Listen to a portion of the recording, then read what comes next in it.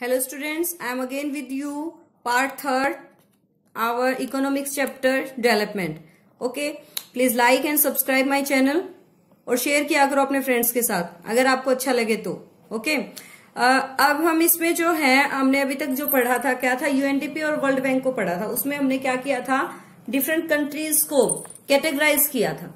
ठीक है, यूएनडीपी ने एचडीआई के थ्रू किया था जिसमें ह्यूमन डेवलपमेंट इंडेक्स के थ्रू जो है रैंक दिया गया था डिफरेंट कंट्रीज को, और आपकी जो है वर्ल्ड बैंक ने रिच पुअर या आपका मिडिल इनकम जो कंट्रीज हैं उनमें आपकी डिफरेंट कंट्रीज को क्या किया था, डिस्ट्रीब्यूट किया था. अब हम इसमें देखते हैं कि ह्यूमन डेवलपमेंट क्या है और इकोनॉमिक डेवलपमेंट क्या है. ठीक है, इकोनॉमिक में क्या है कि पैसा कितना लोग कमा रहे हैं, और ह्यूमन डेवलपमेंट क्या है, देखो इकोनॉमिक एक्टिव जो डेवलपमेंट है उसको कौन उठा रहा था, वर्ल्ड बैंक उठा रहा था, और जो आपकी ह्यूमन डेवलपमेंट है उसको चेक कौन कर रहा था, आपका यूएनडीपी कर रहा था. अब इनमें एक बार डिफरेंस करते हैं, इंपॉर्टेंट क्वेश्चन है आपके चैप्टर का ये. ठीक है, क्या कह रहा है ह्यूमन डेवलपमेंट में, देखते हैं सबसे पहले कि एक तो ये ब्रॉड एस्पेक्ट है डेवलपमेंट का, क्या कह रहे हैं, ब्रॉड एस्पेक्ट है, और इसमें जो है इंक्लूड मॉनेटरी के साथ साथ, यानी मॉनेटरी का मतलब क्या होता है, पैसे से संबंधित चीजों के साथ साथ नॉन मॉनेटरी जो पैसे से संबंधित नहीं है उन एस्पेक्ट्स को भी उठाया गया है. तो देखो पैसे से संबंधित तो पर कैपिटा इनकम हो गई,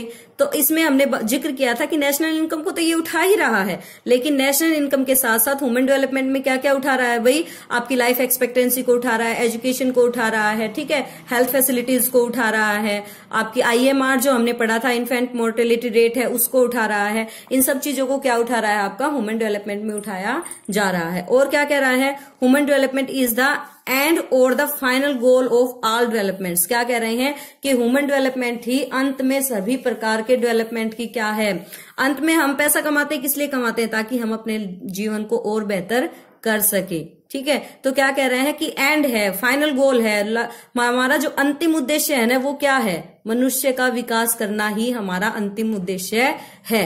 ठीक है, अब उधर देखते हैं इकोनॉमिक डेवलपमेंट में क्या है, कह रहा है कि एक तो ये नैरो एस्पेक्ट है. ठीक है, नैरो है, संकुचित एस्पेक्ट है, और क्या कह रहा है, सिर्फ और सिर्फ ये मॉनेटरी यानी पैसे से संबंधित बातों को ही मापता है और इसको कुछ लेना देना नहीं है किसी से भी. और क्या कह रहा है, it includes only the quantitative growth, यह सिर्फ क्वांटिटेटिव ग्रोथ को ही, यानी संख्या में चीजें कितनी है, जैसे संख्या में कैसे माप रहा है कि ये इसने देख लिया कि एक व्यक्ति जो $12,375 से ज्यादा पर ईयर कमा रहा है वो अमीर है. तो इसने क्या देखा, सिर्फ क्वांटिटी देखिए कि कितना पैसा वो कमा रहा है. ठीक है, इसमें क्वांटिटी के साथ साथ आपकी क्वालिटी भी देख रहा है कि पैसा उसके पास कितना है और उस पैसे को वो किस तरह से यूज कर रहा है. ठीक है, और क्या है, it is mean to achieve human development. अगर पैसा आप कमा रहे हैं तो उसका उद्देश्य क्या है, मनुष्य की डेवलपमेंट करना ही. ठीक है, और क्या कह रहा है, अगला कह रहा है ये, ठीक है, ये आपके हो गए हैं इकोनॉमिक और ह्यूमन डेवलपमेंट. इसके साथ साथ इस चैप्टर में आपने कई शब्द सुने हैं, जैसे पर कैपिटा इनकम है, नेशनल डेवलपमेंट है, नेट अटेंडेंस रेशियो है, लिटरेसी रेट है, वो आपकी कुछ की टर्म्स हैं. उन की टर्म्स को थोड़ा ध्यान से देखते हैं. सबसे पहले की टर्म देखते हैं हम per capita income. Per capita income क्या है, हिंदी देख लेते हैं इसकी, प्रति व्यक्ति आय. प्रति व्यक्ति आय क्या होती है, जो एवरेज इनकम होती है ना किसी भी व्यक्ति की, देश के किसी भी व्यक्ति की जो एवरेज इनकम है एक डेफिनेट पीरियड के अंदर, यानी हमने पर एनम बता रखा है ना इसको, तो पर एनम क्या है, इसका डेफिनेट पीरियड है, उसे हम क्या कहेंगे, पर कैपिटा इनकम कहेंगे. अब क्योंकि हमने इसको एवरेज इनकम भी कहा है, तो एवरेज इनकम क्या होती है, देखिए, when the total national income is divided by the total production population, total population, it is called per capita income. ठीक है, ये क्या है, प्रोडक्शन नहीं बल्कि यहाँ क्या आएगा भाई, पॉपुलेशन आएगा. रनिंग एंड से हो सकता है लिख दिया गया, क्या आएगा यहाँ, जब आपकी टोटल नेशनल इनकम को आप डिवाइड करेंगे पॉपुलेशन से, किससे, पॉपुलेशन से, तो ये आपकी क्या कहलाएगी, पर कैपिटा इनकम, और इस पर कैपिटा इनकम को ही आप क्या कहेंगे, एवरेज इनकम कहेंगे. ठीक है, आपका एक क्वेश्चन आएगा इसका, एवरेज इनकम या पर कैपिटा इनकम निकालनी आएगी आपकी, जिसमें आपकी कुछ इनकम दे दी जाएगी और उसको आपने निकालनी है. ठीक है, अब कह रहा है नेशनल इनकम क्या होती है, it is the total value of the goods and services produce with in a country plus the net income from abroad during a year. यानी एक साल के अंदर पूरे देश में कितनी चीजों का निर्माण हुआ है, कितनी सेवाएं प्रदान की गई हैं, कितने पैसे या कितनी सेवाएं विदेश में हमारे देश के लोगों ने कमाई है, उन सब का जो टोटल होता है ना, उस टोटल की वैल्यू, उस पूरे की टोटल वैल्यू जो है वो क्या कहलाएगी, नेशनल इनकम कहलाएगी। एक बार फिर बताती हूँ आपको कि नेशनल इनकम क्या है।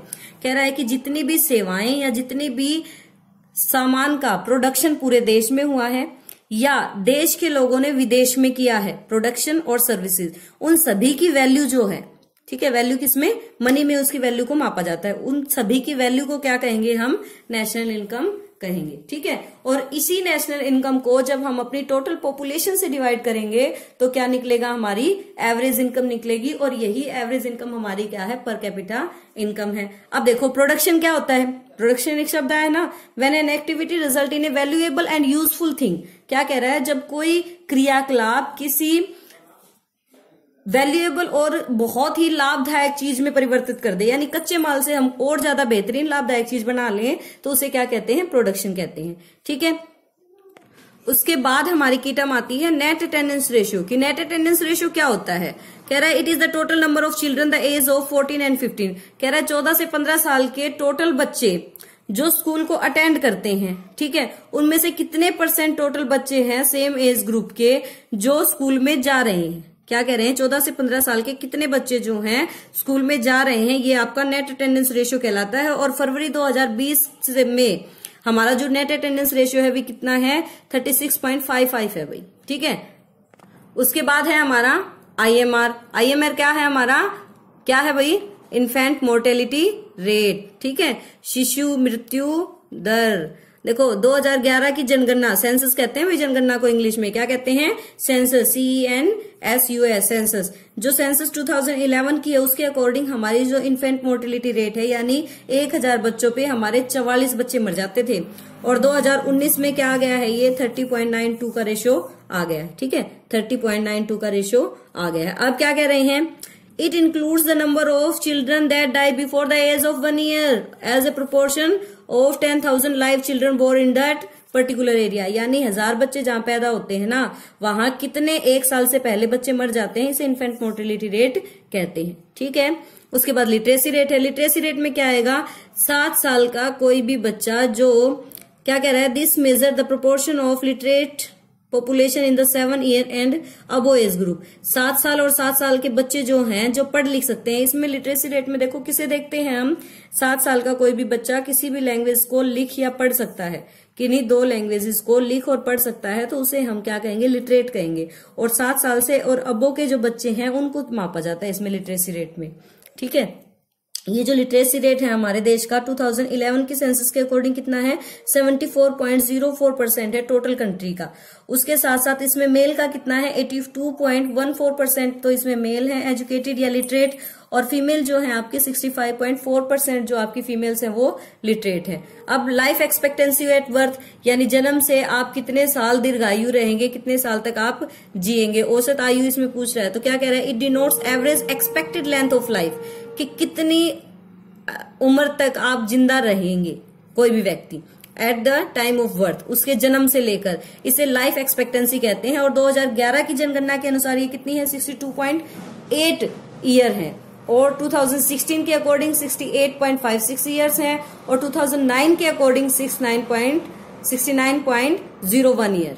ठीक है, अब उसके बाद कह रहा है पीडीएस देखो, पब्लिक डिस्ट्रीब्यूशन सिस्टम, ये आप 9th क्लास में पहले पढ़ चुके हैं। पीडीएस क्या होता है, it is a food security programme. Food security जो FCI जो है आपकी, फूड सिक्योरिटी वाली जो FCI है, फूड काउंसिल ऑफ इंडिया जो है, उसके अंडर आपकी पीडीएस आती है। पीडीएस में क्या आता है, under which government provide food grains and other essential term items to the poor at affordable price. यानी बहुत ही सस्ते दामों पर सरकार जब गरीब लोगों को अनाज या दूसरी जरूरी चीजें बांटती है, तो इसे क्या कहेंगे आप, आपकी पीडीएस या पब्लिक डिस्ट्रीब्यूशन सिस्टम कहेंगे। उसके बाद आपकी क्लास टर्म है BMI। BMI क्या है, it is a measurement of a person weight with respect to his और हर हाइट। BMI क्या है, सबसे पहले ये देखते हैं, बॉडी मास इंडेक्स। ठीक है, बॉडी मास इंडेक्स है, ये एक मेजरमेंट है जिसके थ्रू एक व्यक्ति का वेट उसकी हाइट के रिस्पेक्ट में मापते हैं, और फिर इस BMI को निकाला जाता है। ये BMI निकालते क्यों है, ये BMI यूं देखते हैं कि किस तरह से जो बॉडी वेट है किसी भी व्यक्ति का, वो जो है वो ठीक है या नहीं, यानी हेल्दी वेट उसके अंदर है या नहीं। इसके थ्रू देखो, आपने देखा होगा आंगनबाड़ी में बच्चे की हाइट और बच्चे का वजन लिया जाता है। वो क्यों लिया जाता है? ताकि देखा जा सके कि उसकी उम्र के हिसाब से वो क्या है, तंदुरुस्त है या नहीं, हेल्दी है या नहीं। तो इसमें क्या कह रहे हैं, इसको इसके भी कुछ क्राइटेरिया दे रखे हैं। कह रहा है कि 25 से 29.9 अगर आपका बीएमआई निकले तो उस व्यक्ति को हम क्या कहेंगे, ओवरवेट कहेंगे। क्या कहेंगे भाई? ओवरवेट, कि भाई इसका वजन बढ़ गया है। अगर अब वो 30 हो जाए तो हम उसे क्या कहेंगे, ओबेस, यानी मोटापा आ गया उसमें, मोटा हो गया भाई तू, तो ये कहेंगे। ठीक है। अगर बीएमआई आपका 18.5 आए तो उसे क्या कहेंगे, अंडरवेट कहेंगे, कि भाई तू तो अंडरवेट हो गया, वेट बढ़ा ले, अंडरवेट हो गया। ठीक है। अगर आपका 18.5 से 24.9 आ जाए बीएमआई तो आपको कहेंगे कि आपका वेट बिल्कुल ही हेल्दी है। तो आज के लिए हमारा जो थर्ड पार्ट है वो कंप्लीट हो गया है। अब नेक्स्ट हम अपने फोर्थ पार्ट में बीएमआई को कैसे कैलकुलेट करते हैं ये देखेंगे। ठीक है। चैनल को अगर अभी तक लाइक ना किया हो तो लाइक करें, सब्सक्राइब करें और शेयर भी करें, और पूरे चैप्टर ध्यान से देखा करें। ठीक है। Thank you.